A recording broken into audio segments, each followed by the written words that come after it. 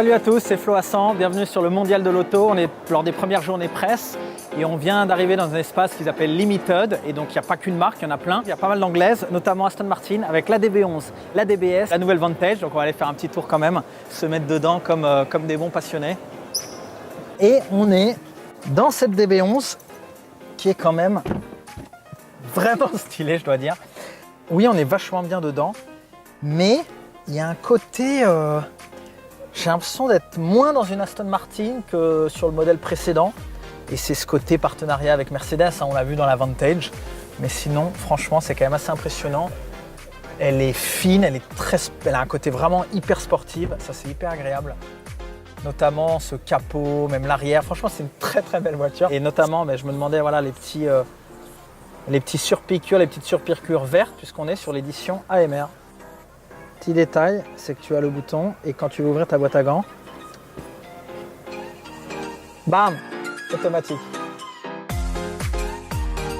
Donc là, on avait 630 chevaux dans la DB11 AMR et là, on a 725 chevaux dans la DBS. Ça commence à être beaucoup. Ouf! Mais l'intérieur est quasi le même. Après, regarde, il y a des petits détails. Ça, c'est hallucinant, ça. DBS Superleggera. Eh ben moi, je trouve que la DB11 est plus classe. Ah ouais, surtout l'avant, la calandre comme ça, c'est vénère. Mais toi, ça fait quand même vachement Mercedes AMG GT, quoi. Et ce qui est dingue, c'est que tu es assis hyper bas. Mais vraiment, c'est-à-dire que là, tu es en mode course, quoi. Tout l'Alcantara, là, c'est vraiment frais. Donc là, on arrive sur Lamborghini et on retrouve la Lamborghini des blancs plein série, la Performante, donc l'Huracan et l'Huracan Spider. On va aller voir en détail. Viens voir, tu voulais de l'aileron là? Là, tu es sur un vrai aileron. Tu vois. Là, on n'est pas sur du fake. Mec, c'est ouf déjà qu'elle soit ouverte. Surtout que je puisse aller me caler dedans. Mec, putain, c'est hallucinant là. Putain, t'as ton petit volant. T'as quand même un embrayage, mec, qui est ultra dur. Et t'es calé dans ton siège, ça doit être d'une violence, on se rend pas compte. Mec, la légèreté de la porte.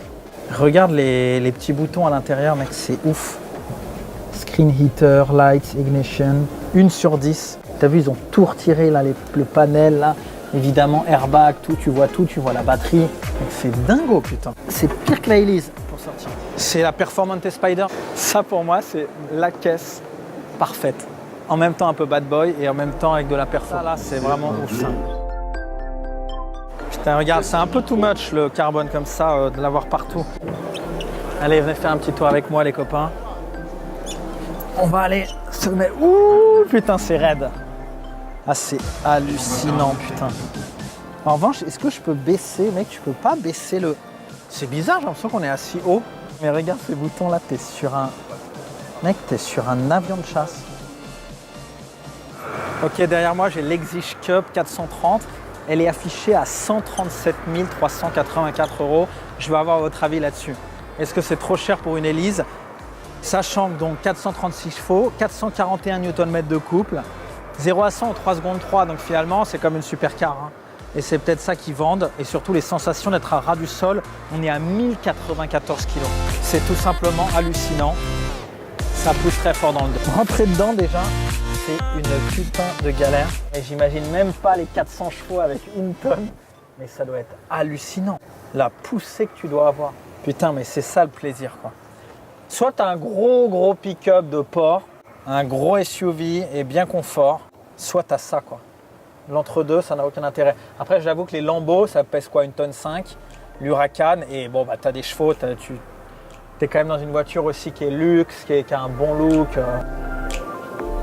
Et devant la Chiron. On peut pas monter à l'intérieur, mais on peut la filmer de près. Et on voit la nouveauté là sur ce modèle-là, qui a un toit panoramique Bugatti style. Mais regarde un peu le détail, c'est quand même... c'est ça qui facture aussi. J'imagine que oui, tu as du couple. J'imagine qu'en ligne droite, le truc, il doit te scotcher et que c'est hallucinant. Je la trouve pas spécialement belle. Après, oui, j'aimerais bien conduire ça, c'est sûr.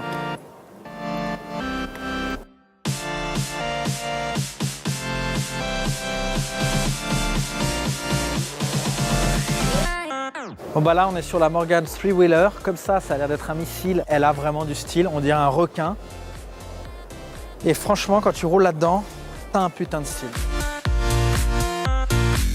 On est sur le V6 biturbo d'origine de la Q60, Ok, 400 chevaux, ok, auquel on a agrémenté le système de récupération d'énergie au freinage et à l'échappement qu'Infiniti fournit à Renault Sport pour la Formule 1. Et donc on passe de 400 chevaux à 563. Mais on a aussi la gestion électronique du freinage. ok. Ça aussi c'est une nouveauté. Et des jantes en 21. J'entends interne, mais c'est un Et l'aéro aussi a été travaillé ou c'est Tout a été esthétique? Non, ça a retravaillé. été travaillé ça? Tout a été retravaillé avec les ingénieurs aérodynamiciens de Renault Sport. Ok. Notamment cette petite pièce-là qui coûte un peu d'argent. L'aileron en entier? L'aileron était dessiné spécifiquement pour et vraiment pour les aérodynamiciens de la F1. Et combien ça coûte un aileron comme ça? Ça vaut le prix de quelques voitures. Ah oui, d'accord. Quelques Infiniti? Aussi, chez Infiniti, on a un S gris, on a un S bleu pour l'hybride, on a un S rouge pour les versions sport, là c'est un S noir, ce qui est censé être une gamme qui viendra à terme chapeauter les autres niveaux de finition. Et donc une gamme Black S avec des technologies un peu haute performance issues de la Formule 1. Je découvre l'intérieur. C'est vraiment un mélange de voitures de série et puis tu as des petits trucs stylisés comme ça. Ça c'est quand même. C'est un bon petit look. Et à l'intérieur, tu as une plaque Renault Sport Formula One Team, donc Technical Partner, et des petits. Je crois que c'est fake, hein, mais c'est censé être des réglages de contrôle de traction, etc. Ça va être un concurrent de, je sais pas, d'une AMG, quoi. C'est le mode hybride. Aujourd'hui, toutes les voitures maintenant, bam, énorme aileron, ce qui était vu comme du tuning avant, n'est plus du tout aujourd'hui. Et ça me fait plaisir parce que moi, on me traitait de beauf quand je proposais des petits ailerons. Et en fait, maintenant, tu te rends compte que voilà, grosse jante, aileron, aéro de ouf. Et ça y est, on arrive dans une ère paradisiaque.